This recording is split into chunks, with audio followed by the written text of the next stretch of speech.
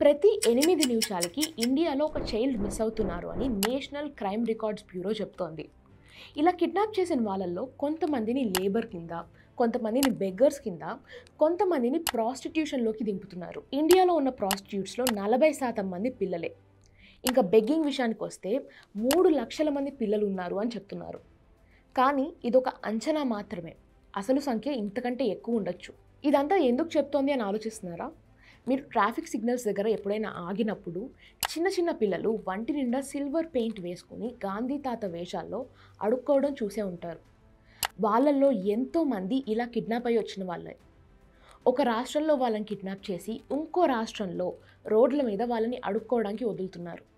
ఇదంతా ఒక పెద్ద మాఫియా. కేవలం హైదరాబాద్లోనే 3,000 మందికి పైగా యాక్టివ్ బెగ్గర్స్ ఉన్నారు.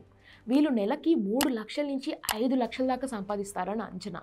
అంటే ఒక యావరేజ్ సాఫ్ట్వేర్ ఎంప్లాయీ సంపాదించే దానికంటే చాలా ఎక్కువ. పైగా మనం పిల్లల్ని చూస్తే ఒక ₹10 ఎక్కువే ఇస్తాం జాలిపడి.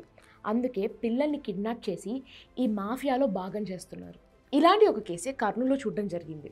ఒక 2 ఏళ్ల బాబుకి పెయింట్ పూసి ఒక బకెట్ ఇచ్చి హెవీ ట్రాఫిక్ స్పాట్‌లో అడుక్కోమని వదిలేశారు.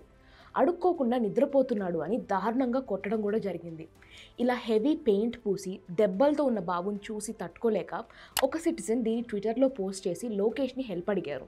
లోకేష్ ఇమ్మీడియేట్‌గా రెస్పాండ్ అయ్యి అతన్ని ప్రొటెక్ట్ చేస్తాము అని, తగిన కేర్ ఇస్తాము అని ప్రామిస్ చేశారు. కానీ ప్రాబ్లమ్ ఈ ఒక్క బాబుని ప్రొటెక్ట్ చేస్తే సాల్వ్ అయిపోతుందా? ఆలోచించండి.